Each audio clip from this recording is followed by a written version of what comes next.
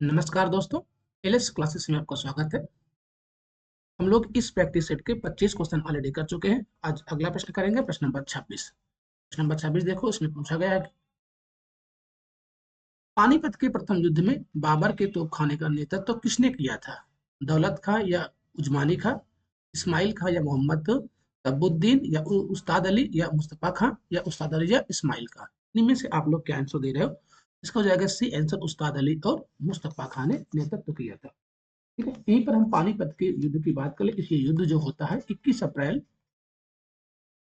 1526 को इब्राहिम लोदी और बाबर के बीच। किसके बीच भाई? बाबर और इब्राहिम लोदी के बीच ये युद्ध हुआ था, जिसमें इब्राहिम लोदी क्या मारा गया था, है ना। युद्ध स्थल में इब्राहिम लोदी मारा गया था। इस प्रकार मध्यकाल का वह प्रथम शासक था जो युद्ध स्थल में मारा गया। अगर ये पूछा जाए कि मध्यकाल का प्रथम शासक वो कौन सा था जो युद्ध स्थल में मारा गया, तो आपका इब्राहिम लोदी हो जाएगा। ठीक है, इब्राहिम लोदी के साथ ही उसका जो मित्र था ग्वालियर नरेश विक्रमाजीत भी मारा गया था। ये पॉइंट पे आपको ध्यान देना है। अगला जो पॉइंट हम लोग देखते हैं इस युद्ध के बारे में, देखो पानीपत के प्रथम युद्ध में बाबर के विजय का मुख्य कारण जो था उसका तोपखाना एवं कुशल सेनापतित्व था, है ना। इसका मुख्य कारण था। पानीपत के प्रथम युद्ध में बाबर ने उज्बेकों की युद्ध नीति यानी कि तुलगमा युद्ध पद्धति, क्या कौन सी? तुलगमा, तुलगमा युद्ध पद्धति को अपनाया था।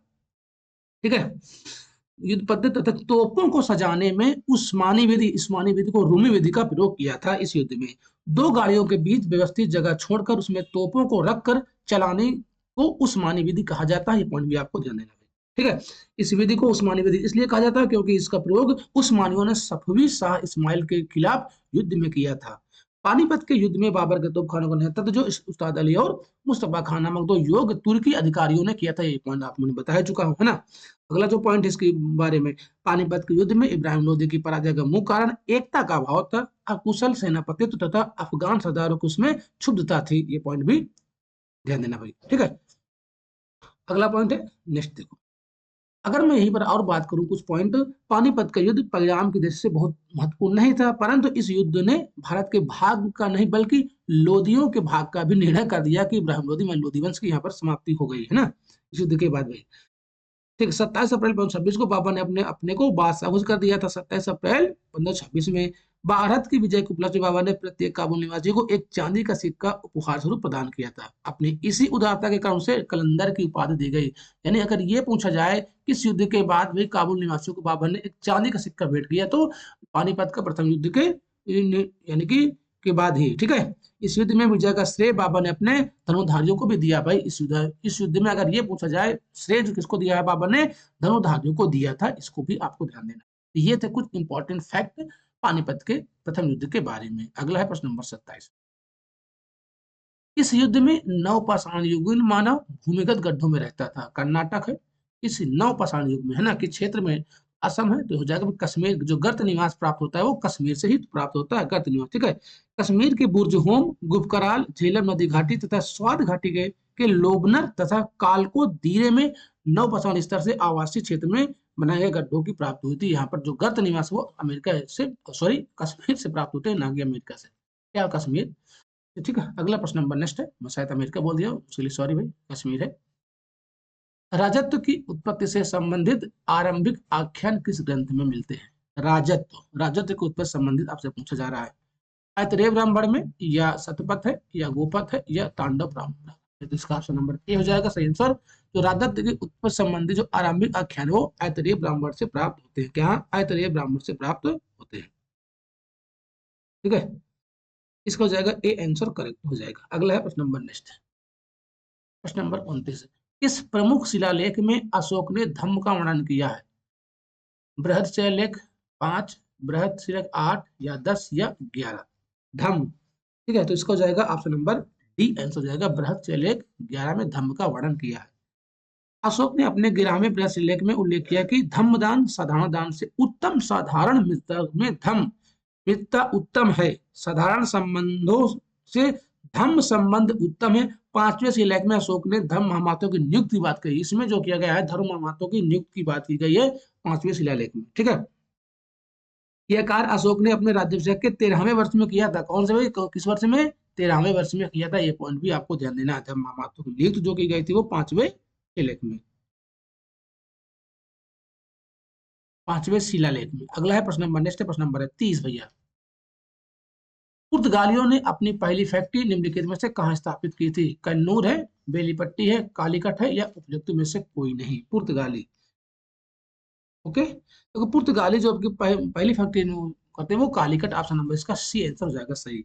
पुर्तगालियों की पहली फैक्ट्री 1500 ईस्वी में कालीकट में स्थापित हो गई। कहाँ? 1500 ईस्वी में कालीकट में स्थापित, जिसे जमोरिन द्वारा बाद में बंद कर दिया गया। इसको जमोरिन द्वारा बाद में इसको बंद कर दिया गया था।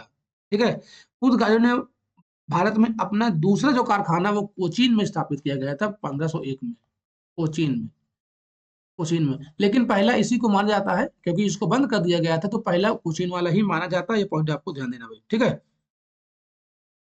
बाकी मैंने आपको बताया कि भाई पहले कौन आया, वास्को डी गामा आया। कल 3 बार आता है, कब कब आता है, तब कब वो वायसराय बनता है, कब उसकी मृत्यु हो जाती है, एल्बर्ट कैब्राल कब आया, सब मैं आपको बता चुका हूँ। अगला प्रश्न नंबर नेक्स्ट है, इसमें डाउट नहीं होना भाई। कालीकट में पहली हुई थी लेकिन इसको बंद कर दिए गए थे, फिर बाद में कोचीन में। अगर कालीकट ऑप्शन नहीं आ रहेगा इस 4 ऑप्शन में तो भाई कोचीन आपको आंसर देना है। अगला प्रश्न नंबर 31, निम्नलिखित में से किसको दोहरे गुम्मद का प्राचीनतम उदाहरण माना जाता है? दोहरे गुम्मद का प्राचीनतम उदाहरण किसको माना जाता है? तो हुमायूं का मकबरा दिल्ली, ऑप्शन नंबर इसका ए आंसर हो जाएगा सही आंसर। ठीक है, हुमायूं का मकबरा दिल्ली को माना जाता है। हुमायूं के मकबरे की संपूर्ण विशेषता 140 फीट ऊंचे गुम्मद में है। 140 फीट ऊंचा गुम्मद है जो भारत में उभरी हुई दोहरी गुम्मद का पहला नमूना है। गुम्मद की तुलना समरकंद में बने तिमूर या बीबी खानम के मकबरे से की जाती है। यानी कि जो इसका तुलना की जाती है समरकंद में जो बना है भाई तिमूर या बीबी खानम के मकबरे से की जाती है। इसको भी आपको ध्यान देना। ठीक है। जामा मस्जिद कहाँ है? फतेहपुर सीकरी में है। मोती मस्जिद आगरा में, मकबरा ये आगरा में। इसको भी आपको ध्यान देना। प्रश्न नंबर 32, बंगाल के किस सूबेदार की आज्ञा से फ्रांसीसियों ने 1763 में चंदनगर में फैक्ट्री स्थापित की थी? चंदनगर में फ्रांसीसियों ने फैक्ट्री किस सूबेदार की आज्ञा से स्थापित की थी? ठीक है, तो शाइस्ता खान, ऑप्शन नंबर इसका ए आंसर हो जाएगा सही। शाइस्ता खान की। कोई दिक्कत परेशानी आता? चलिए हम चलते हैं नेक्स्ट क्वेश्चन की। सॉरी, प्रश्न नंबर 33, निम्नलिखित में से किसने हिंदुत्व नामक पुस्तक लिखी थी? बताएं, हिंदुत्व नामक पुस्तक किसने लिखी थी? तो वीडी सावरकर ने, ऑप्शन नंबर इसका डी आंसर हो जाएगा। वीडी सावरकर ने हिंदुत्व नामक पुस्तक लिखी थी। विनायक सावरकर का जन्म अगर बात करें, ये इनका जन्म होता है महाराष्ट्र में। ठीक है, महाराष्ट्र में इनका जन्म हुआ था भाई। वीडी सावरकर यानी विनायक सावरकर, महाराष्ट्र में इनका जन्म होता है। और 1905 में बंगाल के विभाजन के बाद उन्होंने पुणे में विदेशी वस्त्रों की होलिका की, जब 1905 में बंगाल के विभाजन हुआ था तो इन्होंने ही पुणे में क्या विदेशी वस्त्रों की होली जलाई थी। क्या जलाई थी भाई? होली जलाई थी, उन कपड़ों को जला दिए थे। ठीक है। हम्म कोई दिक्कत परेशानी किसी को? अगला है प्रश्न नंबर नेक्स्ट है, प्रश्न नंबर है 34। प्रश्न नंबर 34 देखो, निम्नलिखित कथनों पर विचार कीजिए। निम्नलिखित कथनों पर विचार करना है। कालिन मैकेंजी ने हम्पी का पहला सर्वेक्षण मानचित्र तैयार किया। मैकेंजी भारत का पहला सर्वेयर बना। उपरोक्त में से कौन से कथन सत्य है? तो ये दोनों बातें क्या है? सत्य है। ऑप्शन नंबर इसका सी आंसर हो जाएगा सही। ठीक है। हम्पी कहाँ? कर्नाटक भैया। हम्पी के भग्नावशेष 1800 ईस्वी में, कब? 1800 ईस्वी में एक अभियंता तथा पुराविद कर्नल कॉलिन मैकेंजी द्वारा प्रकाश में लाए गए थे। मैकेंजी जो ईस्ट इंडिया कंपनी में कार्यरत थे, इस स्थान का पहला सर्वेक्षण मानचित्र तैयार किया था। ये बात एकदम सही है। 1754 में कॉलिन मैकेंजी ने एक अभियंता, सर्वेक्षक तथा मानचित्रकार के रूप में प्रसिद्धि इनको हासिल 1754 में हुई थी। ठीक है। 1815 में उन्हें भारत का पहला सर्वेक्षक जनरल बनाया गया था। कब बनाया गया था भाई? 1815 में उन्हें भारत का पहला सर्वेयर जनरल बनाया गया। सर्वेयर जनरल बनाया गया था 1815 में मैकेंजी को। दोनों बातें इसकी सत्य हो जाएंगी। नेक्स्ट क्वेश्चन देखते हैं हम लोग। प्रश्न नंबर अगला, आप लोग लाइक शेयर सब्सक्राइब कर दीजिए भाई। जो व्यक्ति पहली बार जुड़े आप लोग चैनल को सब्सक्राइब कर लीजिए। प्रश्न नंबर 35 देखो। प्रश्न नंबर 35 है, निम्नलिखित में से किस शासक ने झरोखा दर्शन प्रथा की शुरुआत की थी? किस शासक के द्वारा झरोखा दर्शन की प्रथा शुरुआत की थी? अकबर है, या जहांगीर है, या शाहजहां है, या औरंगजेब? झरोका दर्शन। ठीक है, तो हो जाएगा अकबर के द्वारा। अकबर के द्वारा ऑप्शन नंबर इसका ए आंसर हो जाएगा। अकबर द्वारा शुरू की गई झरोका दर्शन की प्रथा का उद्देश्य जन विश्वास के रूप में शाही सत्ता की स्वीकृति को और विस्तार देना था। औरंगजेब ने इसे बंद करवा दिया था भाई। ठीक है, अगर ये पूछा जाए बंद किसने बंद करवा दिया था, बंद करवा दिया था औरंगजेब ने, और इस अकबर ने इसको झरोका दर्शन की शुरुआत की थी, लेकिन बंद जो औरंगजेब के द्वारा करवा दिया गया था। नेक्स्ट क्वेश्चन प्रश्न नंबर 36 है, निम्नलिखित किलों में से ब्रिटिश ने किसका सबसे पहले निर्माण किया था? इन किलों में से ब्रिटिश ने सबसे पहले किसका निर्माण किया था? फोर्ट विलियम, फोर्ट विलियम हो जाएगा, या Saint George, Saint Fort Saint George है तो यही ऑप्शन जाएगा सही भाई। फोर्ट सेंट जॉर्ज को निर्माण किया था। ठीक है, ये कहाँ है? यह चेन्नई में अवस्थित है। इसका निर्माण 1644 में किया गया था चेन्नई में। चेन्नई यानी कि मद्रास में हो जाएगा सही answer. British east India company द्वारा सर्वप्रथम फोर्ट सेंट जॉर्ज किले का निर्माण 1644 में किया था। यह चेन्नई यानी मद्रास में अवस्थित। ठीक है, फोर्ट विलियम की अगर बात करें, ये फोर्ट जो विलियम है ये कलकत्ता में, इसका निर्माण 1700 ईस्वी में, या ये आपका कलकत्ता में। ठीक, इसका निर्माण चार्ल्स मेयर के निर्देशन में हुआ था। अगर ये पूछा जाए किसके निर्देशन में, तो चार्ल्स मेयर के निर्देशन में हुआ था। ये पॉइंट आपको ध्यान देना, फोर्ट विलियम जो कि कलकत्ता में है। ठीक है, वहीं पर फोर्ट सेंट डेविड की बात किया जाए, फोर्ट जो सेंट डेविड है, पूर्व में यह मराठा संपत्ति था, जिसे मराठों ने 1690 में ईस्ट इंडिया कंपनी को बेच दिया था। पहले ये किसका था? मराठा पर अधिकार था, फिर 1690 में इसको ईस्ट इंडिया कंपनी को इसको बेच दिया गया था। अगर मैं फोर्ट सेंट एंजेलो का बात करूं, तो फोर्ट सेंट एंजेलो का निर्माण केरल में पुर्तगालियों के द्वारा किया गया है। किसके द्वारा भाई? पुर्तगालियों के द्वारा किया गया था। ये है आपका केरल में। ठीक है, इससे पहले वायसराय डॉन फ्रांसिस्को डी अल्मीड़ा द्वारा 1505 में किया गया था। 1505 में। अगला है प्रश्न नंबर नेक्स्ट, प्रश्न number 37, a bunch of old letters, पुराने या अब्लिक पुराने पत्रों का पुलिंदा, ठीक है, नामक पत्र संकलन का प्रकाशन किसने किया? अ बंच ऑफ ओल्ड लेटर्स या पुराने पत्रों का पुलिंदा जो है नामक पत्र संकलन का प्रकाशन इसके द्वारा किया गया? प्रश्न नंबर 37 हो जाएगा जवाहरलाल नेहरू। ठीक है, जवाहरलाल नेहरू हो जाएगा सही आंसर। इसका ऑप्शन नंबर बी आंसर हो जाएगा। देखो देखो, जो महात्मा गांधी हरिजन नामक अपने अखबार में उन पत्रों को प्रकाशित करते थे। हरिजन किसका है? महात्मा गांधी का। हरिजन डिवाइडेड इंडिया, राजेंद्र प्रसाद भी कई बार पूछा गया है। ठीक है, जो हरिजन पत्र भाई नामक जो अपने अखबार में, जो कि महात्मा गांधी का था, उन पत्रों को प्रकाशित करते जो उन्हें लोगों से मिलते थे। जवाहरलाल नेहरू ने राष्ट्रीय आंदोलन के दौरान उन्हें लिखे गए पत्रों का एक संकलन तैयार किया और उन्हें a bunch of old letter यानी पुराने पत्रों बुलंदा के नाम से प्रकाशित किया था। इसको भी आपको ध्यान देना है। प्रश्न नंबर है 38, निम्नलिखित में से कौन से महाजनपद की सीमा उत्तर में गंगा से, दक्षिण में विंध्य पर्वत तक, पूर्व में चंपा से और पश्चिम में सोन नदी तक विस्तृत थी? यह दक्षिणी बिहार में स्थित था, जो कालांतर में उत्तर भारत का सर्वाधिक शक्तिशाली महाजनपद बन गया था। सिंपल सा प्रश्न है। तो ये था आपका मगध साम्राज्य, क्या था? मगध जनपद था। ऑप्शन नंबर इसका बी आंसर हो जाएगा सही आंसर। मगध जनपद जो कि महाजनपद ये बन गया था। नेक्स्ट क्वेश्चन है प्रश्न नंबर 39, ब्रिटिश द्वारा कुशासन का बहाना लेकर निम्नलिखित प्रांतों में से किस एक का शासक हटा दिया था? ये प्रश्न बार बार घूम घूम आ रहा है, जो कि है ये अवध। क्या है? अवध। ठीक है, अवध हो जाएगा इसका सही आंसर। जो हड़प नीति थी भाई, लॉर्ड डलहौजी के सरकार काल में थी ना हड़प नीति। इसका जो लॉर्ड डलहौजी था, डलहौजी तो शासन में जो मतलब गवर्नर था वो 1854 से लेकर, सॉरी 1848 से लेकर 1856 तक था। कब? 1848 से लेकर 1856 तक था। ठीक है, इसने 1856 में अवध का विलय वहां के कुशासन को आधार बनाकर कर लिया था। कहाँ? यानी ब्रिटिश शासन में मिला लिया था 1856 में, कुशासन के आधार पर। ये ब्रिटिश कई बार पूछा गया है। ठीक है, हड़प नीति यानी कि इसे हड़प नीति को व्यक्तिगत का सिद्धांत के आधार पर कई राज्यों के मिलाया था। इसे व्यक्तिगत सिद्धांत भी कहा जाता है, जो हड़प नीति थी उसकी।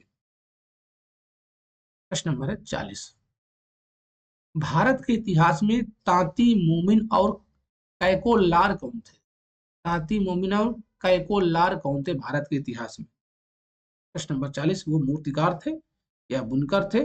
ये बुनकर थे। क्या थे? 40 हो जाएगा बी, ये बुनकर थे। ऑप्शन नंबर इसका बी आंसर हो जाएगा सही आंसर। ठीक है, बुनकर आमतौर पर बुनाई का काम करने वाले समुदाय के ही कारीगर होते थे। वे पीढ़ी दर पीढ़ी इसी हुनर को आगे बढ़ाते थे। ठीक है।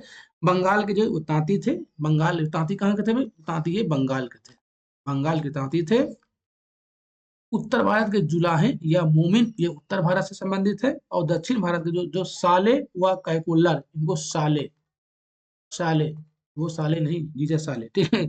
साले व कैकुलर तथा देवांग समुदाय बुनकर ये, और देवांग जो समुदाय है ये दक्षिण भारत से संबंधित है, ठीक है। साले का हो या इसको या कैकोलार या देवांग, ये दक्षिण भारत से संबंधित थे बुनकर।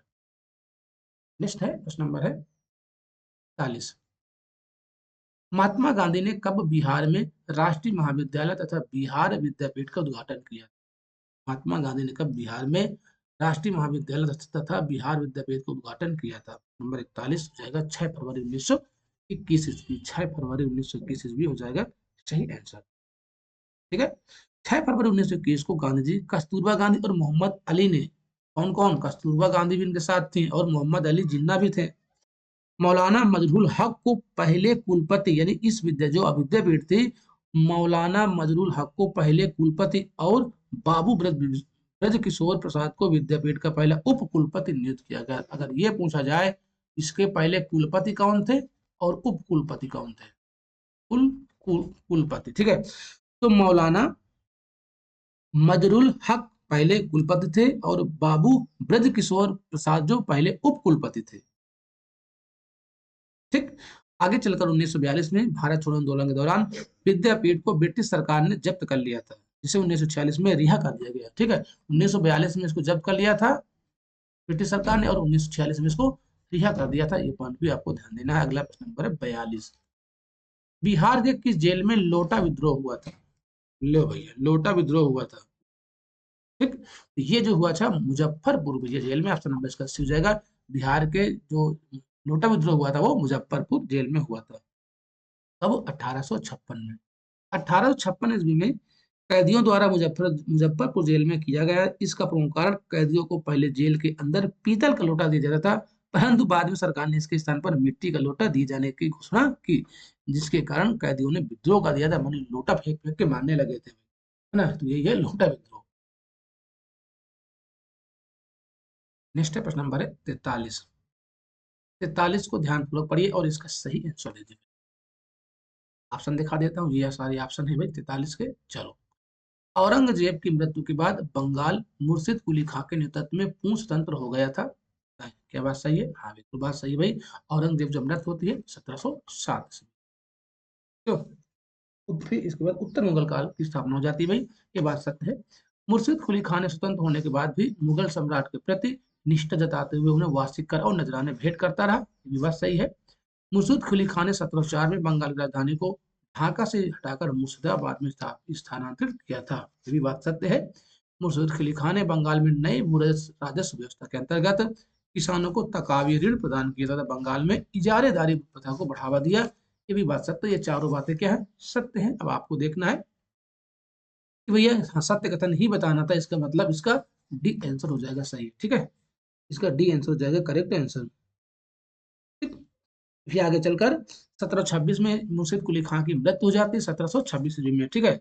इसकी मृत्यु के बाद सुजाउद्दीन अगला बंगाल का नवाब बनता है। कौन? सुजाउद्दीन अगला इसके बाद बंगाल का नवाब बनता है। अगला है प्रश्न number next, number 44।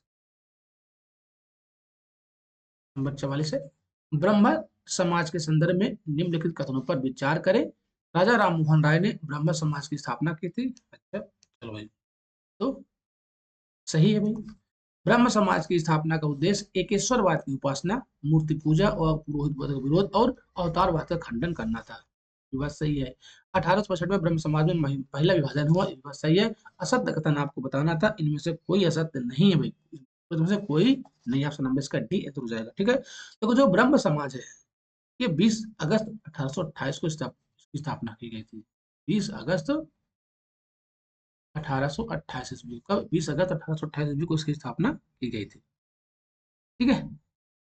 Rajaram Mohan Roy के द्वारा ब्रह्म समाज की स्थापना का उद्देश्य था एक ईश्वरवाद की उपासना करना, मूर्ति पूजा का विरोध करना, पुरोहितवाद का विरोध करना और अवतारवाद का खंडन करना था, ठीक है। ब्रह्म सभा के प्रथम जो मंत्री थे वो ताराचंद चक्रवर्ती थे। इसके जो पहले मंत्री थे वो ताराचंद चक्रवर्ती, इसको भी आपको ध्यान देना है।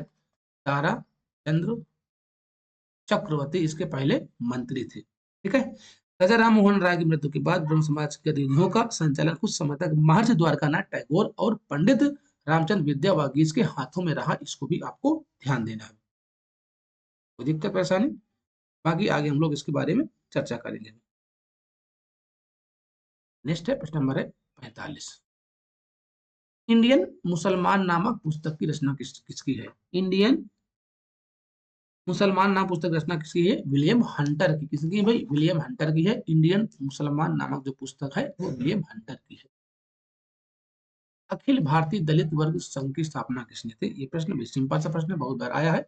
अखिल भारतीय जो दलित वर्ग की स्थापना भीमराव अंबेडकर द्वारा किया गया था। ऑप्शन नंबर इसका बी आंसर हो जाएगा सही आंसर। अगर आपसे ये पूछा जाए कि अखिल भारतीय हरिजन संघ की स्थापना, अगर पूछा जाए भाई अखिल भारतीय हरिजन संघ, तो ये है आपकी 1932 में महात्मा गांधी के द्वारा किया गया। ठीक है। अखिल भारतीय दलित वर्ग संघ भीमराव अम्बेडकर के द्वारा है, लेकिन अखिल भारतीय हरिजन संघ ये महात्मा गांधी के द्वारा 1932 में स्थापना की गई थी। दोनों को आपको ध्यान देना है। नेक्स्ट प्रश्न नंबर 47। पाल वंश के संदर्भ में निम्नलिखित कथनों पर विचार करें। पाल वंश की स्थापना गोपाल ने की थी, है ना?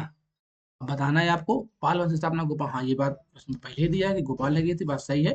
गोपाल ने भागलपुर में विक्रमशिला विश्वविद्यालय का निर्माण कराया। क्या जो गोपाल थे वो भागलपुर में विक्रमशिला विश्वविद्यालय की स्थापना की थी? नहीं, बात गलत है भाई। गोपाल ने परम सौगात की उपाधि धारण धारण की थी, ये भी बात गलत है। गोपाल ने पाल वंश की राजधानी मुंगेर स्थापित की थी, हाँ ये बात सही है। यानी 1 और 4 क्या सही? ऑप्शन नंबर इसका बी आंसर हो जाएगा सही आंसर। ठीक है। अगर मैं बात करूं भाई तो इसके बाद गोपाल के बाद कौन आया था? गोपाल के बाद भैया आया था धर्मपाल, है ना? गोपाल के बाद उसके बाद धर्मपाल शासक बना। इसने लगभग 40 वर्ष तक शासन किया था। कोई दिक्कत है? ठीक है। इसके बाद जो देखो जो धर्मपाल था वो बौद्ध मतावलंबी था। इसने भागलपुर जिले में अवस्थित विक्रमाशील विश्वविद्यालय का निर्माण कराया था। जो आपका विक्रमाशील ये है आपका धर्मपाल के द्वारा, ना कि गोपाल के द्वारा। ये धर्मपाल ने इसकी स्थापना की थी। दिक्कत परेशानी हो तो यहाँ तक बताएं। ओके। और ये जो परम सौगात है ये जो भैया उपाधि थी ये धर्मपाल के द्वारा ग्रहण की गई, ना कि गोपाल के द्वारा, इसलिए दोनों वर्ण गलत है। अगला है प्रश्न नंबर, नेक्स्ट है प्रश्न नंबर 48। बिहार के मुगल प्रांतपति राजा मानसिंह ने किस स्थान को अपनी राजधानी बनाई? मानसिंह ने किसको अपनी राजधानी बनाई थी? बिहार शरीफ, मुंगेर है, सारण है और रोहतास। 48 हो जाएगा डी आंसर। रोहतास को अपनी राजधानी बनाया था। ठीक है। मुगल सम्राट अकबर ने साल 1787 में, सॉरी 1587 में, सदना की 1587 में राजा मानसिंह को बिहार बंगाल का संयुक्त सूबेदार बनाया था। राजा मानसिंह ने 1587 से लेकर 1594 के बीच बिहार बंगाल के संयुक्त सूबेदार भी थे और उन्होंने रोहतासगढ़ किले को अपनी राजधानी बनाई थी। तो इसका ऑप्शन डी हो जाएगा सही आंसर। नेक्स्ट प्रश्न नंबर 49 है। बिहार में किस वर्ष लॉर्ड कॉर्नवालिस द्वारा स्थायी बंदोबस्त लागू किया था? स्थायी बंदोबस्त लॉर्ड लॉर्ड कॉर्नवालिस ने किस वर्ष? 1793 में। ऑप्शन नंबर इसका बी आंसर हो जाएगा सही आंसर। ठीक है। ये व्यवस्था थी किसकी? जॉन शोर की थी। देखो सर जॉन शोर की स्थायी बंदोबस्त व्यवस्था को बिहार में गवर्नर जनरल लॉर्ड कॉर्नवालिस ने द्वारा 1793 में लागू किया था। नेक्स्ट है प्रश्न नंबर 50। 1906 में सुरेंद्र नाथ बनर्जी ने बिहार में कहा स्वदेशी आंदोलन पर भाषण दिया? 1906 ईस्वी में सुरेंद्र नाथ बनर्जी ने बिहार में कहा स्वदेशी आंदोलन पर भाषण दिया? प्रश्न नंबर 50 में हो जाएगा ऑप्शन नंबर डी मुंगेर में। कहां पर भाई? इसका मुंगेर हो जाएगा सही आंसर। ठीक है, मुंगेर। अगला है प्रश्न नंबर 51। बैरोमीटर के पारे के बारे में निम्नलिखित कथनों पर विचार करें। पारे का धीरे धीरे गिरना सूचित करता है कि वर्षा होगी। क्या पारे का धीरे धीरे गिरना वर्षा का संकेत है? बिल्कुल बात सही है भाई। पारे का अचानक गिरना सूचित करता है कि तूफान आएगा। अचानक गिरना, ये भी बात सही है। पारे का अचानक उठना सूचित करता है कि तूफान के साथ वर्षा होगी। नहीं, ये बात क्या गलत है। ऑप्शन नंबर इसका बी आंसर हो जाएगा सही आंसर। ठीक है। अगर बैरो देखो जो अगर अचानक उठना यहाँ पर दिया है देखो, तो ये बात गलत है भाई। ठीक। अगर अचानक वो उठ रहा है तो वो भाई मौसम स्वच्छ होगा। ये बात यहाँ पर मौसम स्वच्छ होने की बात होनी चाहिए, इसलिए ये गलत हो गया। अगर धीरे धीरे गिर रहा है तो वर्षा होगी, अगर अचानक गिर रहा है तो भाई तूफान आएगी, अगर अचानक उठना है तो जो है आपका यानी वहां पर मौसम आपका स्वच्छ रहेगा। ठीक है। हम अगर बात कर ले भाई ठंडे प्रदेशों में बैरोमीटर में पारे की जगह एल्कोहल का प्रयोग करते हैं, यानी ठंडे प्रदेशों में जो है इसमें एल्कोहल का प्रयोग किया जाता है पारे के रूप में। ठीक है। क्योंकि एल्कोहल का जो हिमांक होता है वो अति न्यूनतम होता है, पारा वहां जम जाएगा लेकिन जो हिमांक जो एल्कोहल का होता है अति न्यूनतम होता है, इसलिए उसको पारे के स्थान पर एल्कोहल का उपयोग किया जाता है जो जहाँ पर ठंडी एरिया होती है। अगला प्रश्न नंबर 52, निम्नलिखित कथनों पर विचार कीजिए। किसी द्रव में किसी वस्तु को डूबने के लिए उस वस्तु का घनत्व द्रव के घनत्व से अधिक होना चाहिए। बात एकदम सही है। अगर कोई वस्तु उसको डूबना है तो भैया जो द्रव घनत्व ज्यादा होना चाहिए उस वस्तु से, नहीं तो वो डूबेगी ही नहीं। प्रश्न नंबर 52 में पहला ऑप्शन क्या है, सही है इसका। चलते हैं अगले ऑप्शन। अगला जो है, किसी द्रव में पूर्णतया डूबकर वस्तु के प्लवन करने के लिए वस्तु का घनत्व द्रव घनत्व के बराबर होना चाहिए। हाँ, ये भी बात है, एकदम सही है। किसी द्रव को अंशतः डूबकर वस्तु के प्लवन करने के लिए वस्तु का घनत्व द्रव से कम होना चाहिए, ये भी बात सही है। सत्य कथन आपको बताना तो इसका डी आंसर हो जाएगा सही, प्रश्न नंबर 52 का। अगला है प्रश्न नंबर 53, निम्नलिखित में से कौन सी तरंग विद्युत चुम्बकीय नहीं है। इनमें से कौन सी तरंग है जो विद्युत चुम्बकीय तरंग नहीं है। एक्स किरणें हैं। हाँ, तो यहाँ पर ध्वनि तरंगे हो जाएंगे, ध्वनि तरंगे है वो विद्युत चुम्बकीय तरंग नहीं है, बाकी ये सभी है। इसका बी आंसर हो जाएगा सही आंसर।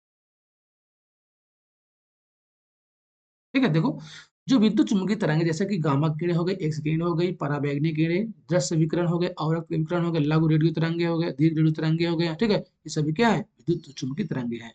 ये सभी विद्युत चुम्बकीय तरंगे जो होती है वो फोटान की बनी होती है। किसकी, फोटान की बनी होती है सभी विद्युत तरंगे, इसको भी आपको ध्यान देना।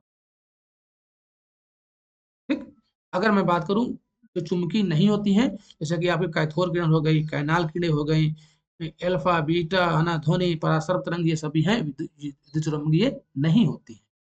अगला प्रश्न नंबर 54 है, निम्नलिखित में से धातुओं की कौन सी व्यवस्था उनकी बढ़ती गतिविधियों के क्रम में है। ये धातुओं की कौन सी व्यवस्था जो उनकी बढ़ती गतिविधियों के क्रम में है। ठीक है, तो हो जाएगा भाई ऑप्शन नंबर इसका सी हो जाएगा सही आंसर। ठीक, जिंक, एल्युमिनियम, मैग्नीशियम और सोडियम। क्रियाशीलता के आधार पर, क्रियाशीलता के आधार पर जो है ऑप्शन नंबर इसका सी आंसर हो जाएगा सही। क्रियाशीलता श्रृंखला ये है, कोई दिक्कत परेशानी आता किसी को। अगला प्रश्न नंबर नेक्स्ट है प्रश्न नंबर 55, सही मिलान करें। आपको सही मिलान करना है। प्रकंद, कंद, धनकंद, सल्क, इधर दिया आपको अदरक, आलू, केसर और लहसुन। प्रकंद, प्रकंद क्या है बताओ। प्रकंद जो है वो केला, जैसे प्रकंद के अंतर्गत केला, कमल, अदरक, हल्दी का आती है, तो भाई प्रकंद में हो जाएगा अदरक। एकावन, एकावन किसमें है, एकावन इसमें है और इसमें है 55 में। ठीक है। और कंद क्या है, कंद जो हो जाएगा ये कंद है आपका आलू है, और बी का 2 यानी कि ऑप्शन नंबर इसका ए आंसर हो जाएगा सही आंसर। धनकंद केसर हो जाएगा और सलकंद हो जाएगा लहसुन हो जाएगा। ठीक है। धनकंद के अंतर्गत भाई केसर भी आता है, अरबी आता है, तो धनकंद के अंतर्गत केसर आता है, अरबी आता है, केसर है, अरबी है और कचालू है, कचालू है, जिमीकंद है, जिमीकंद है, इसको भी आपको ध्यान देना है। ठीक है। जो सल, अगर मैं यहीं पर सलकंद की बात करें, लहसुन हो गया, उसके बाद प्याज हो गया। लहसुन, लहसुन जो प्याज ये सलकंद के अंतर्गत आता है। ओके। नेक्स्ट प्रश्न नंबर 56 है, चालक का प्रतिरोध निर्भर करता है लंबाई पर, क्रॉस सेक्शन के क्षेत्र पर, कंडक्टर की सामग्री पर, या उपरोक्त सभी। चालक का प्रतिरोध है, ठीक, तो ऑप्शन नंबर इसका डी आंसर, ये सभी पर प्रभावित करता है। ठीक है। एक चालक पे प्रतिरोध प्रभावित करने वाले चार कारक है, मोटाई, तार का अनुप्रस्थ क्षेत्रफल हो गया, लंबाई हो गया, तापमान हो गया, सभी पर ऑप्शन नंबर इसका डी आंसर हो जाएगा 56 का सही आंसर। अगला प्रश्न नंबर नेक्स्ट 57, विभवांतर को मापने के लिए उपयोग किए जाने वाले उपकरण को कहा जाता है विभवांतर। सिंपल सा प्रश्न है। तो वोल्ट मीटर क्या बोलते हैं भाई उसको, वोल्ट मीटर बोला जाता है। वोल्ट मीटर जैसे वोल्टेज मीटर के रूप में भी जाना जाता है। एक उपकरण है जिसका उपयोग विद्युत या इलेक्ट्रॉनिक सर्किट में दो बिंदुओं के बीच संभावित अंतर को मापने के लिए किया जाता है, तो इसका डी आंसर हो जाएगा सही। नेक्स्ट प्रश्न नंबर 58, निम्नलिखित कथन पर विचार करें, वो गलत कथन बताना है। ऐसे पदार्थों के विलयन जो अम्लीय, क्षारीय और उदासीन विलयन में भिन्न रंग दर्शाते हुए सूचक कहलाते हैं। क्या ये बात सही है भाई? ठीक है, तो ये बात एकदम सही है, ये गलत नहीं है। अम्ल और क्षारक एक दूसरे को उदासीन के कर लवण बनाते हैं, सही बात है। अम्ल नीले लिटमस को लाल और क्षारक को लाल लिटमस कर देते हैं, ये भी बात सही है। तो इसका हो जाएगा डी आंसर। क्या इसका डी आंसर हो जाएगा सही आंसर, प्रश्न नंबर 58। ठीक है, इसमें कोई गलत नहीं है, सही सही है। जो अम्ल होते हैं वो स्वाद में कैसे होते हैं? वो खट्टे होते हैं। क्या है? अम्ल जो अम्लीय होते हैं तो वही इसका पीएच मान जो होता है वो 7 से कम होता है, 7 उदासीन है और 7 से अधिक तो वो क्षारीय होता है। इसको भी आपको ध्यान देना। ठीक है, अगला है प्रश्न नंबर, नेक्स्ट है प्रश्न नंबर 59। यहाँ पर डाउट हो वहां पर पूछ लेना। निम्नलिखित कथनों पर विचार करें। धातु अपारदर्शी होते हैं, यानी कि क्या धातु अपारदर्शी होते हैं? सत्य कथन बताना भाई। ठीक है, यानी कि अगर मान लो क्या धातु से इस पार से उस पार दे सकते हैं? नहीं दे सकते ना, तो अपारदर्शी होते हैं। सभी धातु ऊष्मा और विद्युत के सुचालक होते हैं। अच्छा, ये बात सही भाई। धातुएं पारे में घुलकर अम्लगम बनाती है, जैसा ये तीनों बातें इसकी सही है। ऑप्शन नंबर इसका डी आंसर हो जाएगा सही। क्या हो जाएगा भाई? डी आंसर हो जाएगा इसका करेक्ट आंसर, प्रश्न नंबर 59 का। नेक्स्ट क्वेश्चन है, प्रश्न नंबर अगला है प्रश्न नंबर 60। जैविक उत्प्रेरक प्रोटीन अणु होते हैं। जैविक उत्प्रेरक प्रोटीन अणु होते हैं, रासायनिक प्रतिक्रिया को गति देते हैं, प्रतिक्रिया के बाद अपरिवर्तित रहते हैं, या 37 डिग्री सेल्सियस पर बेहतर तरीके से काम करते हैं, एंजाइमेटिक गतिविधि नहीं करते हैं। सही कथन आपको चुनना है प्रश्न नंबर 60 में। तो 1 2 3 इसका सही है, बाकी ये बात गलत है क्योंकि एंजाइमेटिक गतिविधि नहीं करते, ये करते हैं। ठीक है, कोई दिक्कत परेशानी यहाँ तक किसी को? इसका बी आंसर हो जाएगा सही। अगला प्रश्न नंबर 61। पादप कोशिका के जीवन में महत्व रखने वाले निम्नलिखित में से कौन से पदार्थ रिक्तकाओं में संग्रहित होते हैं? पादप कोशिका के जीवन में महत्व रखने वाले निम्नलिखित में से कौन से पदार्थ जो है रिक्तकाओं में संग्रहित होते हैं, ये आपको बताना है। अमीनो एसिड है, या शर्करा, या विभिन्न कार्बनिक अम्ल, या प्रोटीन। प्रश्न नंबर 61 में ये चारों बातें ये चारों चीजें इसका संग्रहित होती है। ऑप्शन नंबर इसका ही आंसर हो जाएगा सही आंसर। अगला प्रश्न नंबर 62। प्रोकैरियोटिक और यूकैरियोटिक कोशिका में कौन सा अंतर नहीं है? प्रोकैरियोटिक और यूकैरियोटिक कोशिका में कौन सा अंतर नहीं है, ये भी मैं आपको पढ़ा चुका हूँ। ये कौन से, किनको प्रोकैरियोटिक कहते हैं, किनको यूकैरियोटिक कहते हैं। ठीक है, ये कहा जाएगा भाई कोशिका भित्ति की उपस्थित। ऑप्शन नंबर इसका डी आंसर हो जाएगा सही आंसर, डी आंसर हो जाएगा इसका करेक्ट। ठीक है, देखो अधिकांश प्रोकैरियोटिक जो कोशिकाएं में एक कठोर कोशिका भित्ति होती है जो प्लाज्मा झिल्ली के चारों ओर से घिरी रहती है ना, और जीव को आकार देती है।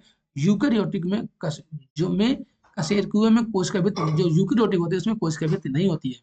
ठीक है, प्रोकैरियोटिक में कोशिका भित्ति होती है लेकिन यूकैरियोटिक में नहीं होती। ये बात आपको ध्यान देना है। अगला है प्रश्न नंबर नेक्स्ट है 63। हमारे शरीर हमारे शरीर में त्वचा स्तर के नीचे विद्यमान वसा निम्नलिखित में से किसके विरुद्ध अवरोधक का काम करता है? शरीर की उष्मा का क्षय, या आवश्यक शरीर द्रव का क्षय, या शरीर के लवणों का क्षय, या वातावरण से हानिकारक सूक्ष्म जीवों का प्रवेश। इनमें से आपको क्या आंसर दे रहा है प्रश्न नंबर 63? तो ऑप्शन नंबर इसका ए हो जाएगा सही आंसर, शरीर की उष्मा का क्षय। क्या हो जाएगा? शरीर की उष्मा का क्षय। ऑप्शन नंबर इसका ए आंसर हो जाएगा सही आंसर। अगला प्रश्न नंबर 64। निम्नलिखित कथनों पर विचार करें। निम्नलिखित कथनों पर विचार करें। स्वपोषी जीवों की कार्बन तथा ऊर्जा की आवश्यकताएं प्रकाश संश्लेषण द्वारा पूरी होती है। बात एकदम सत्य है। पौधों द्वारा अप्रयुक्त कार्बोहाइड्रेट उनके द्वारा ग्लाइकोजन के रूप में संचित कर लिया जाता है। नहीं भाई, अप्रयुक्त नहीं होना चाहिए, गलत बात है। मानव शरीर भोजन से प्राप्त ऊर्जा का कुछ भाग स्टार्च के रूप में संचित होता है। नहीं, ये भी बात गलत है। सही कथन सिर्फ इसका ऑप्शन नंबर ए हो जाएगा सही आंसर। ठीक, कि स्टार्च में नहीं, यहाँ पर अगर ग्लाइकोजन में के द्वारा संचित होता है। अगर यहाँ पर ग्लाइकोजन होता तो बात ये सही हो जाती। ठीक है, मानव शरीर में भोजन से प्राप्त ऊर्जा का कुछ भाग जो है वो ग्लाइकोजन के रूप में जमा होता है, इसलिए ये गलत है। ठीक, और बाकी जो आपका अगला जो ये भाग था उल्टा दे दिया है ना, यहाँ पर ग्लाइकोजन हो जाए, यहाँ पर स्टार्च होना चाहिए। ये बात सही हो जाता। अगर यहाँ पर स्टार्च होता, यहाँ पर ग्लाइकोजन होता, तो दोनों बातें सही हो जाती। तो उल्टा दे दिया है। अगला प्रश्न नंबर 65, अल्फा किरणें के संदर्भ में निम्न के कथनों पर विचार करें। अल्फा किरण ये धनावेशित होती है। क्या अल्फा जो किरणें होती है वो धनावेशित होती है? बिल्कुल बात सही है। ये बात एकदम सत्य है। ये विद्युत चुम्बकीय क्षेत्र में ऋणावेशित प्लेट की ओर मुड़ जाती हैं, है ना? ये भी बात एकदम सही है। इसकी भेदन क्षमता गामा एवं बीटा किरणों से अधिक होती है। क्या इसकी भेदन क्षमता होती है वो? ठीक है, ये बात गलत है भाई, क्योंकि इसकी उनसे कम होती है। ऑप्शन नंबर इसका ए आंसर हो जाएगा। आपको सत्य कथन बताना था, इसका ए आंसर हो जाएगा सही आंसर। क्यों? क्योंकि जो इनकी भेदन क्षमता होती है वो गामा और बीटा किरणों की अपेक्षा कम होती है। ठीक है, और इसके जो नाभिक में होता है 2 प्रोटॉन और 2 न्यूट्रॉन होता है। जो अल्फा कण होता है इसके नाभिक में 2 प्रोटॉन और 2 न्यूट्रॉन होता है। ये पॉइंट आपको ध्यान देना। हम्म। अगला है प्रश्न नंबर, नेक्स्ट है प्रश्न नंबर है 66, एक स्थलीय परितंत्र में खाए गए भोजन की मात्रा का लगभग कितने प्रतिशत भाग जैव मात्रा में परिवर्तित होकर अगले उपभोक्ता स्तर तक लियो।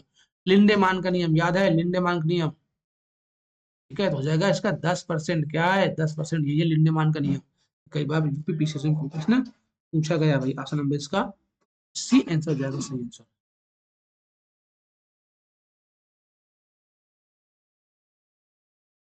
प्रश्न नंबर है 67, निम्न पशु उत्पादों में वसा की प्रतिशतता सबसे अधिक किसमें, यानी कि जो पशु उत्पाद है इनमें से वसा किसमें सबसे ज्यादा पाया जाता है? तो वसा जो है क्या आंसर दे रहे हैं इसको? वसा हो जाएगा इसका अंडा।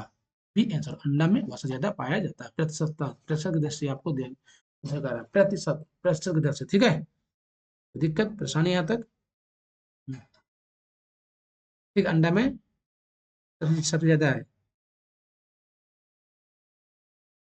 ओके, अगला है, अगर मैं यहाँ पर प्रोटीन की बात करूं, अगर इनमें ये पूछा जाता है प्रोटीन की सबसे ज्यादा किसमें पाया जाता है प्रोटीन, तो प्रोटीन आपको इसमें सबसे ज्यादा हो जाएगा मांस में। ठीक है, अगर इन चारों में अगर प्रोटीन पूछता तो आप प्रोटीन मांस में देते हैं, मांस में। ठीक है, इसके बाद हो जाएगा आपका मछली में प्रोटीन, दूसरे नंबर पर मछली हो जाएगा।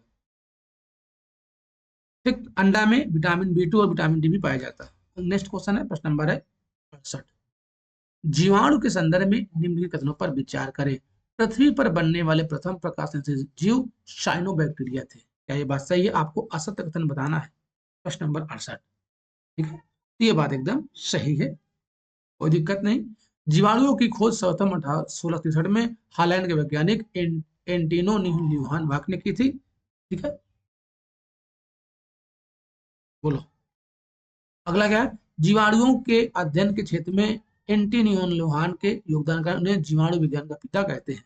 आपको क्या बताना है? इसका सही आंसर बताना है, गलत बताना है असत्य।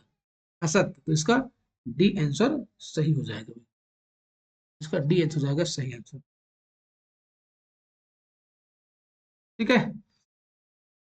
हम्म, इसका डी, वैसे इसमें यहाँ पर कुछ डाउट हो रहा है भाई। देखो, जो बैक्टीरिया खोज हुई, यानी जो जीवाणु खोज हुई थी वो 1676 होना, 1676 होना चाहिए, 1676 में। ठीक है, तो अब ये क्या है, ये आप यहाँ पर 1676 आप कर लीजिए। अब ये हो जाएंगे तीनों बातें क्या है? सत्य है। तो आपको असत्य कथन बताना था, यहाँ पर कर लीजिए भाई 1676। अगला है प्रश्न नंबर नेक्स्ट, डीएनए के प्यूरिन में नाइट्रोजन क्षारकों का सही युग्म है। डीएनए, डीएनए, ये बता दो डीएनए की खोज किसने की थी? इसका भी आपको कमेंट कर देना है। ठीक है, तो एडेनिन गुआनिन, ऑप्शन नंबर इसका सी आंसर हो जाएगा सही आंसर। डीऑक्सी राइबोज, जो डीएनए के लिए डीऑक्सी राइबोज ये है। ठीक है। हम्म, अगला है प्रश्न नंबर नेक्स्ट है, प्रश्न नंबर है 70, मीथेन के संदर्भ में निम्नलिखित कथनों पर विचार करें। यह एक रंगहीन, गंधहीन व स्वादहीन गैस है। एकदम बात सही है। यह गैस जल में अधिक विलेय है परंतु एल्कोहल में अल्प विलेय नहीं। ये बात क्या है? गलत है। तो उसका ऑप्शन नंबर ए आंसर हो जाएगा सही आंसर। ठीक है, क्योंकि ये जो गैस है जल में अल्प विलेय है परंतु एल्कोहल में अधिक विलेय है, इसका उल्टा दे दिया है। हम्म, ठीक, इसे सूंघने पर जो व्यक्ति मूर्छित हो जाता है।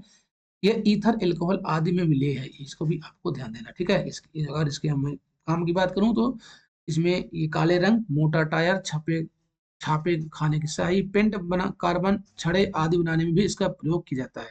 ठीक है। हम्म, इसको मार्स गैस भी कहा जाता है। ये पॉइंट दो आपके, मीथेन गैस है CH4। CH4 मार्स गैस कहते हैं। ये धान के खेत में मिलती है, दलदली क्षेत्र में, यानी कि धान के खेत में ये प्राप्त होती है। ये प्रश्न कई बार पूछा गया, तो धान के खेत में मार्स गैस यानी कि CH4 पाई जाती है। अगला है प्रश्न नंबर 71 है, निम्नलिखित में से कौन सही युग्म चुने? माइक्रोबायोलॉजी, बैक्टीरियोलॉजी, माइमोलॉजी, आर्कियोलॉजी। आपको मिलान करना है, सही युग्म चुनना है। इनमें से क्या हो जाएगा? देखो, जो माइक्रोबायोलॉजी है, सूक्ष्म जीवों का अध्ययन, ये बात एकदम सही है। ठीक है। इसका बैक्टीरियोलॉजी जीवाणुओं का अध्ययन है, माइमोलॉजी है कपियों तथा मानव का अध्ययन है, और जो आर्कियोलॉजी सर्पों का अध्ययन है। तो ये सभी बातें क्या है? मिलान है। तो इसका डी आंसर हो जाएगा सही आंसर। और ये पूछा जाता है वायरोलॉजी, तो वायरोलॉजी जो है, वायरोलॉजी वायरोलॉजी ये आपका विषाणुओं का अध्ययन है। ठीक है। एरिकोनोलॉजी ये मकड़ियों का अध्ययन, जो एरिकिनोलॉजी ये मकड़ियों का अध्ययन है। इसको भी आपको ध्यान देना। आज नेक्स्ट है प्रश्न नंबर 72, इंसुलिन के अतिस्राव में कौन रोग होता है? इंसुलिन क्या होता है भाई? इंसुलिन, मधुमेह, निद्रा रोग, या हाइपोग्लासीमिया, या हाइपरलानीमिया। प्रश्न नंबर 72, इंसुलिन के अतिस्राव से भाई हाइपोग्लाइसीमिया, ऑप्शन नंबर इसका सी आंसर हो जाएगा सही आंसर। ठीक है। देखो, जो हाइपोग्लाइसीमिया नामक रोग इंसुलिन के अतिस्राव से होता है, जिससे रक्त शर्करा का स्तर कम हो जाता है। इससे जनन क्षमता और हृदय क्षमता कम होने लगती है तथा रोगी थकावट अधिक महसूस होती है, उनको थकावट अधिक लगती है। नेक्स्ट है, निम्नलिखित में से कौन सा रोग विटामिन ए कमी से होता है? सिंपल सी बात है, पूछा ही नहीं भाई। रतौंधी क्या है? रतौंधी निक्टेपोलियोपिया।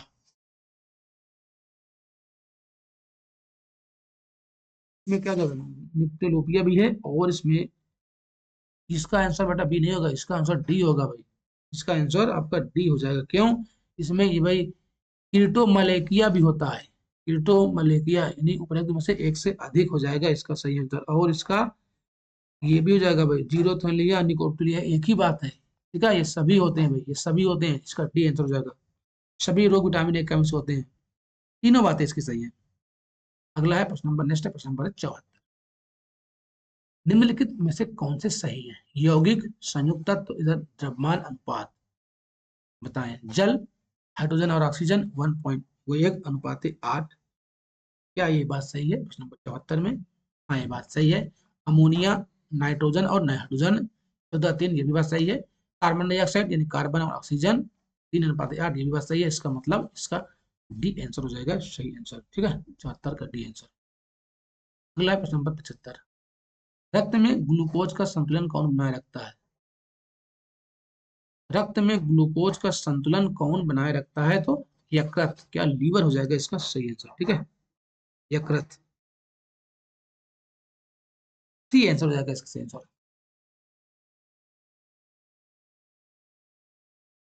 अगला प्रश्न नंबर 76, थायराइड रोग में किस कृत्रिम रेडियोधर्मी तत्व का उपयोग होता है? थायराइड रोग में इसका जो उपयोग करते हैं वो इसका आयोडीन 131 का। थायराइड रोग में किस कृत्रिम रेडियोधर्मी तत्व का प्रयोग करते हैं? तो आयोडीन 131 का प्रयोग करते हैं। ठीक है। अगर मैं बात करूँ कोबाल्ट 60 की, तो इसका जो है मस्तिष्क ट्यूमर एवं कैंसर के इलाज में इसका प्रयोग करते हैं, कोबाल्ट 60 का। सोडियम 24 की बात किया जाए तो इसका जो उपयोग है रक्त प्रवाह का वेग नापने में, इसका रक्त रक्त प्रवाह का वेग नापने में इसका प्रयोग करते हैं। और जो फास्फोरस है, ये इसका प्रयोग अस्थि रोगों में यानी हड्डियों के रोगों में प्रयोग करते हैं, अस्थि रोगों में। कोई दिक्कत परेशानी है तब? आयोडीन। नेक्स्ट प्रश्न नंबर 77, नाइक्रोम किसका मिश्रण होता है? जो नाइक्रोम होता है वो किसका मिश्रण होता है?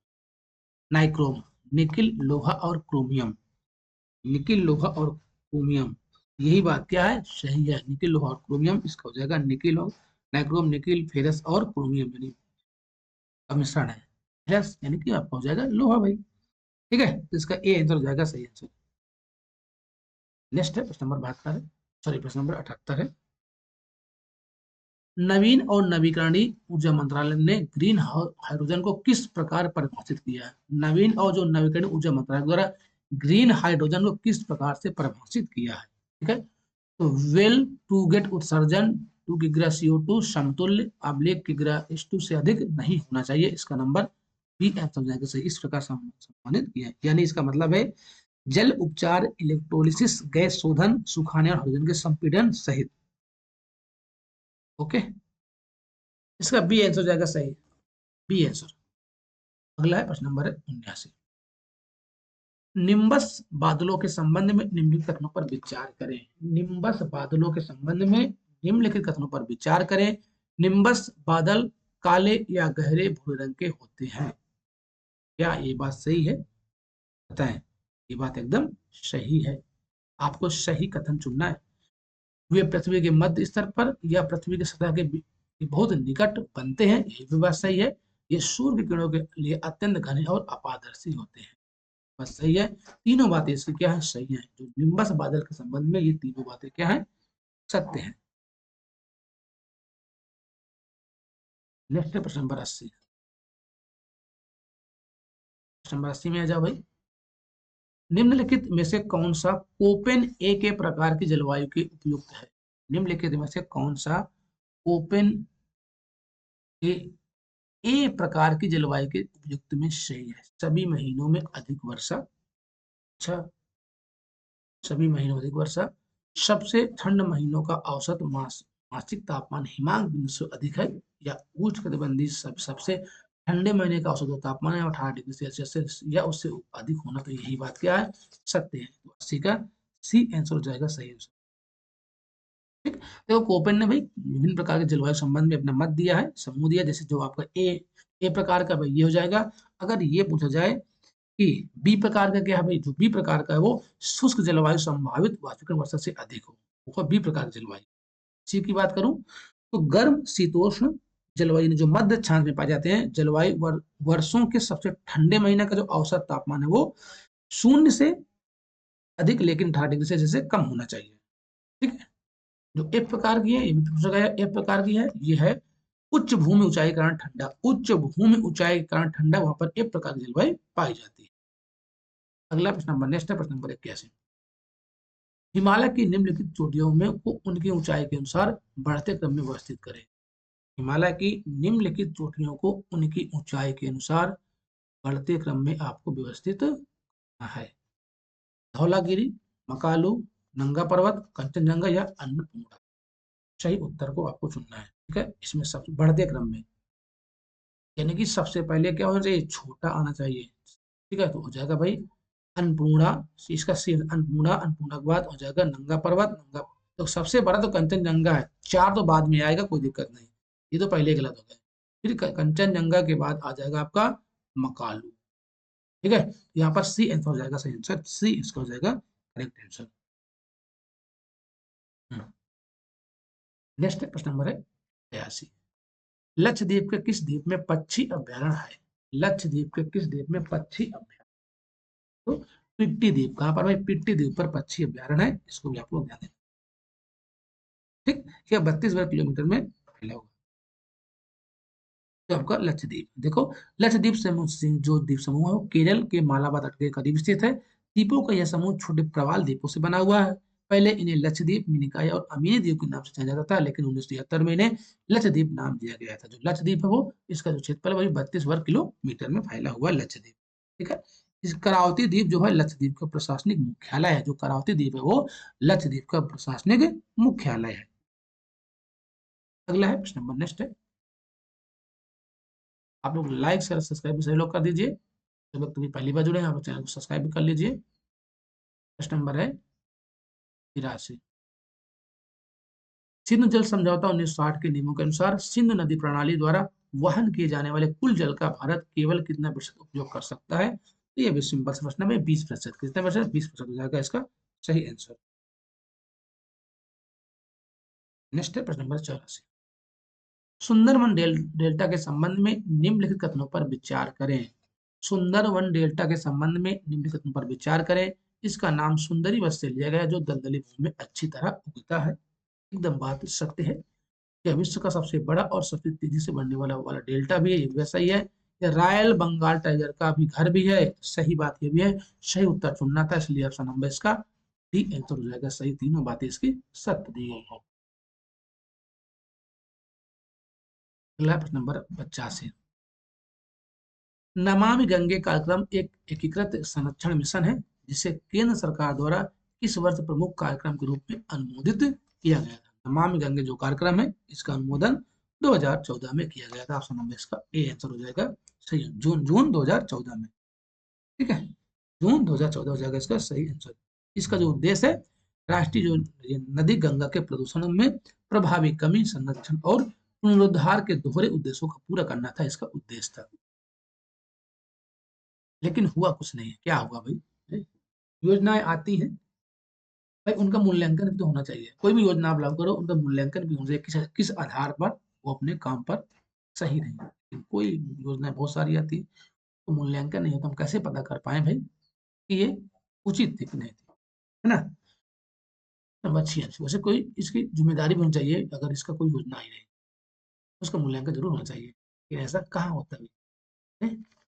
कौन सी नदी भारत का दूसरा सबसे बड़ा झरना बनाती है, जिसे शिव समुद्रम झरना के नाम से जानते हैं? शिव समुद्रम जो है वो किस नदी पर, जो कि कर्नाटक राज्य में, कहाँ पर है? कर्नाटक राज्य में है, तो हो जाएगा कावेरी नदी।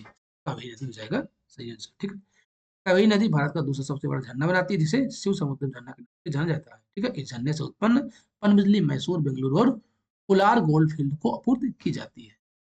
नेक्स्ट है प्रश्न नंबर 87, निम्नलिखित कथनों पर विचार करें। अक्षत वनस्पतियां जो पूरी तरह से भारतीय हैं, स्थानिक या देसी प्रजातियों के रूप में जानी जाती हैं। जो अक्षत वनस्पतियां हैं, प्रश्न नंबर 86, जैसे 87 है। सही उत्तर एकदम आपको चुनना है, तो ये बात एकदम सही है।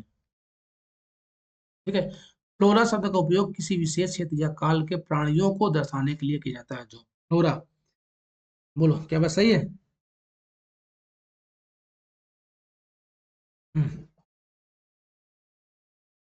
अगला है, फौना की प्रजातियों को किसी विशेष क्षेत्र या काल के जीव जंतु के रूप में नहीं भाई, ये बात गलत है भाई। केवल इसका एक सही है, केवल इसका 87 एक सही है, बाकी ये दोनों बातें गलत हो जाएंगी, दोनों बातें गलत हो जाएंगी। ठीक है, ये उल्टा दे दिया भाई, फ्लोरा फ्लोरा ये उल्टा दे दिया दोनों में, फ्लोरा और फौना ये उल्टा दे दिया, तो इसका सिर्फ ए हो जाएगा 87 का सही आंसर। ये बात आपको ध्यान देना है। अगला प्रश्न नंबर, नेक्स्ट है प्रश्न नंबर 88, निम्नलिखित कथनों पर विचार करें। सूर्य सौरमंडल के प्रकाश एवं ऊष्मा का एकमात्र स्रोत है। क्या बात सही है? बोलो। बिल्कुल बात सही है भाई। पृथ्वी अपना संपूर्ण प्रकाश व ऊष्मा सूर्य से प्राप्त करती है। 88 का बी, ये बात सही है। मंगल को पृथ्वी का जुड़वा ग्रह, पृथ्वी मंगल को नहीं, शुक्र को पृथ्वी का जुड़वा बहन कहा जाता है, ना कि मंगल को। ये बात गलत हो गई, तो इसका ऑप्शन नंबर बी आंसर हो जाएगा सही आंसर। अगला है प्रश्न नंबर, नेक्स्ट प्रश्न नंबर 89, निम्नलिखित कथनों पर विचार करें। कैरिबियन सागर उत्तरी व दक्षिणी अमेरिका महाद्वीपों के मध्य स्थित है। जो कैरिबियन सागर है वह उत्तरी और दक्षिणी अमेरिका के मध्य स्थित है। क्यों? बात एकदम सत्य है भाई। प्रशांत महासागर एशिया, उत्तरी अमेरिका और दक्षिणी अमेरिका के महाद्वीपों के मध्य स्थित है। ये बात क्या है? सही है। इसका सी आंसर हो जाएगा सही, आपको सही कथन ही बताना था। 89 का सी आंसर। अगला है प्रश्न नंबर, नेक्स्ट है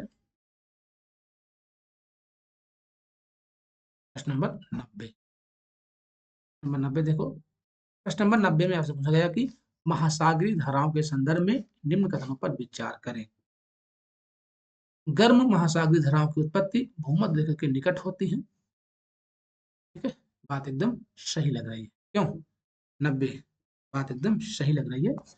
ठंडी धाराएं निम्न अक्षांशों से उच्च अक्षांशों की ओर प्रवाहित होती है। नहीं भाई, ऐसा कुछ नहीं है।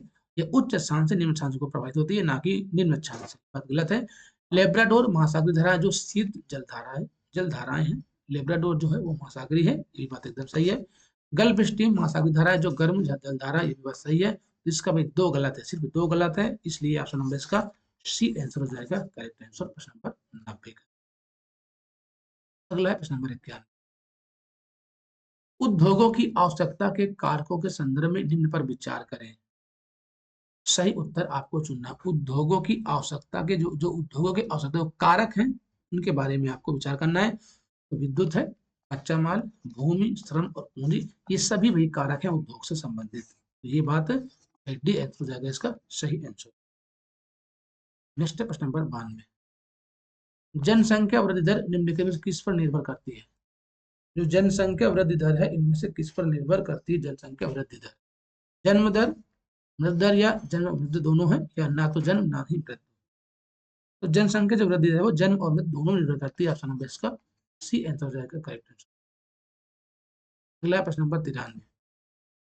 निम्नलिखित कथनों पर विचार करें। निम्नलिखित कथनों पर आपको विचार करना है। कुछ खगोलीय पिंडों के पास अपने ऊष्मा और प्रकाश होते हैं। क्या कुछ ऐसे खगोलीय पिंड हैं जिनके पास अपने ऊष्मा और प्रकाश होते हैं? अच्छा। कुछ खगोलीय पिंडों के पास प्रकाश तथा ऊष्मा न होने के कारण वे तारों के प्रकाश से प्रभावित होते हैं। कुछ खगोलीय पिंड या अन्य ग्रहों की परिक्रमा कर कुछ खगोलीय पिंड अन्य ग्रहों की परिक्रमा करते हैं। सही कथन आपको बताना। प्रश्न नंबर 93। प्रश्न नंबर 93 केवल इसका टू सही है भाई। ऑप्शन नंबर इसका बी आंसर सही है, यानी कि टू, एक और तीन क्या है गलत है।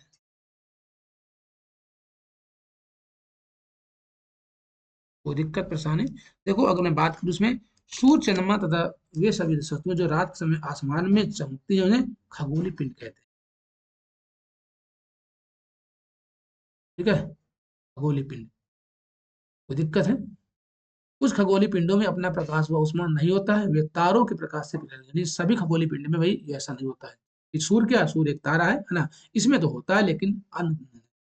ठीक है। उपग्रह एक खगोलीय पिंड है जो ग्रहों के चारों ओर, कुछ खगोलीय पिंड यहाँ पर दिया है। जो उपग्रह एक खगोलीय पिंड है जो ग्रहों के चारों ओर उसी प्रकार चक्कर लगाता है जिस प्रकार ग्रह सूर्य, जो आपका सूर्य के चारों ओर चक्कर ग्रह लगाते हैं। कोई दिक्कत परेशानी यहाँ तक किसी को? इसलिए क्या एक और तीन गलत है, डाउट नहीं होना आप लोगों को। नेक्स्ट है प्रश्न नंबर 94। विंध्य एवं सतपुड़ा पर्वत श्रेणी के बीच में कौन सी नदी है? सिंपल से विंध्याचल और सतपुड़ा के बाद कौन से नर्मदा नदी बहती है? क्या नर्मदा नदी में जाएगा इसका सही आंसर, जो कि ये एस्च्यूरी का निर्माण करती है, डेल्टा का निर्माण नहीं करती, ये अरब सागर में। अगला प्रश्न नंबर 95। निम्नलिखित कथनों पर विचार करें। अजंता पहाड़ियां, बालाघाट, सतपुड़ा।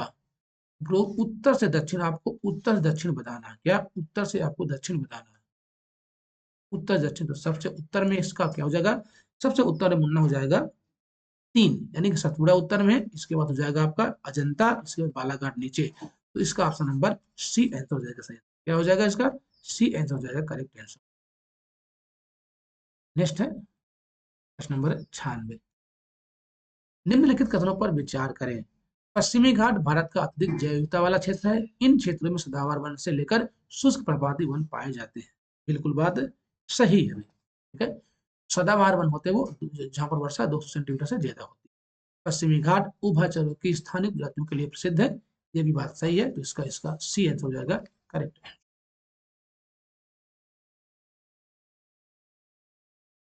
अगला है प्रश्न नंबर नेक्स्ट। प्रश्न नंबर है 97। निम्नलिखित कथनों पर विचार करें। जैव विविधता शब्द का प्रयोग वाल्टर जी रोजन ने द्वारा 1985 में किया था। जैव विविधता से तात्पर्य किसी निश्चित भौगोलिक क्षेत्र पर पाए जाने वाले जीवों एवं वनस्पतियों की संख्या तथा विभिन्न प्रकार के पौधे, प्राणियों और सूक्ष्मजीवों के अंतर संबंध से है। 1992 में ब्राजील के रियो डी जेनेरियो में सर्वप्रथम जैव विविधता पर सम्मेलन किया गया। आपको सत्य कथन बताना है। हमें सत्य कथन बताना है। प्रश्न नंबर कौन सा भैया? नंबर है 97। 97 में आप लोग किधर जा रहे हो? 97 हो जाएगा। तीनों बातें क्या है? सत्य है। ठीक है, आंसर जाएगा इसका सही है। अगला प्रश्न नंबर 98। उष्णकटिबंधीय पर्णपाती वन या मानसूनी वन के संदर्भ में निम्नलिखित कथनों पर विचार। इस वन के पौधे सामान्यतः शुष्क ग्रीष्म ऋतु में अपनी पत्तियां गिरा देते हैं। ठीक है, असत्य कथन बताना है। ये तो भाई सत्य है। यहाँ औसत वर्षा सदाबहार वनों की अपेक्षा नहीं भी, औसत सदाबहार वर्षों से कम होती है। बात गलत है। यहाँ के वृक्षों में सागवान, शीशम, साल और बांस आदि प्रमुख। ठीक है, ये भी बात गलत है। तो 98 में ऑप्शन नंबर सी हो जाएगा। असत्य कथन बताना है। हाँ असत्य तो भाई केवल टू से, ये बात सत्य है भाई। तो सागौन शीशम ये आपके मानसूनी प्रकार के बने, ये बात सही है, लेकिन जो बी है ये गलत है भाई। सिर्फ टू गलत है, तो इसका सी आंसर हो जाएगा सही आंसर। प्रश्न नंबर 99। गंडक नदी के संदर्भ में निम्नलिखित कथनों पर विचार करें। गंडक नदी के संबंध में आपको विचार करना है। यह मुख्यतः 7 धाराओं से निर्मित है। यह नदी नारायणी के नाम से भी जानी जाती है।